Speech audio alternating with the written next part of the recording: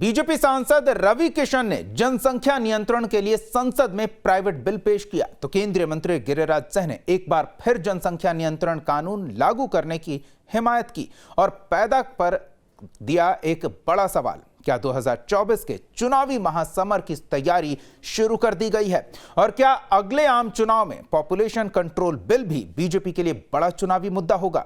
देखिए ये रिपोर्ट।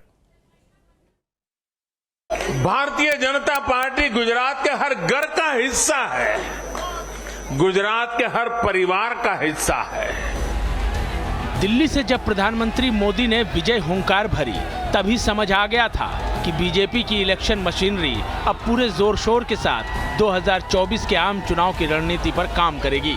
हर बूथ, हर वोट के मिशन को धार देगी।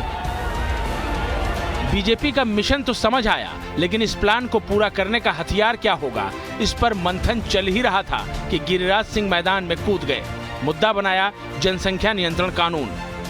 चाइना 1 मिनट में 10 बच्चे पैदा करते हैं, हम 1 मिनट में 32-33 बच्चा पैदा करते हैं। तो हमें उनके बराबर अगर जाना है तो हमें भी जनसंख्या नियंत्रण कानून लाना होगा। ऐसा कानून जो चाहे हिंदू हो, मुसलमान हो, सिख हो, ईसाई हो, जो ना माने उसकी वोटिंग राइट समाप्त कर दें, सरकारी सुविधाओं से वंचित। इधर गिरिराज सिंह का बयान आया और उधर हिंदूवादी संगठनों ने अपने अपने तर्कशों से बयानी तीर चलाने शुरू कर दिए। बेतहाशा बढ़ती जनसंख्या किसी भी राष्ट्र के लिए या उसके विकास के लिए गंभीर चुनौती होती है। रिलीजियस आधार पर जनसंख्या का ध्रुवीकरण, वो भी षड्यंत्र पूर्वक किया जा रहा हो, ये और गंभीर मुद्दा है। गिरिराज सिंह ने पिछले 1 हफ्ते के दौरान दूसरी बार जनसंख्या नियंत्रण कानून पर बोला है और पैदा कर दिए हैं सियासी कयास।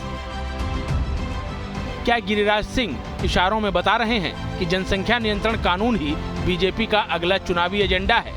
क्या गिरिराज सिंह ये बता रहे हैं कि यूसीसी और पॉपुलेशन कंट्रोल बिल के जरिए अगले चुनाव में प्रचार को धार दी जाएगी?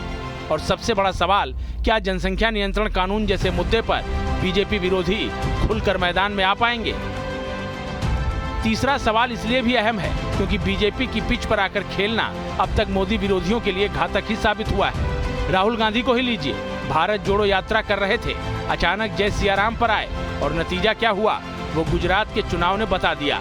अगर बीजेपी वाकई जनसंख्या नियंत्रण को बड़ा मुद्दा बनाकर उतरेगी तो पार्टी न सिर्फ अपने एजेंडे को आगे बढ़ाएगी बल्कि विरोधियों के लिए भी मुश्किल पैदा कर देगी कि वो इस मुद्दे पर हाँ कहें या ना। Team news nation.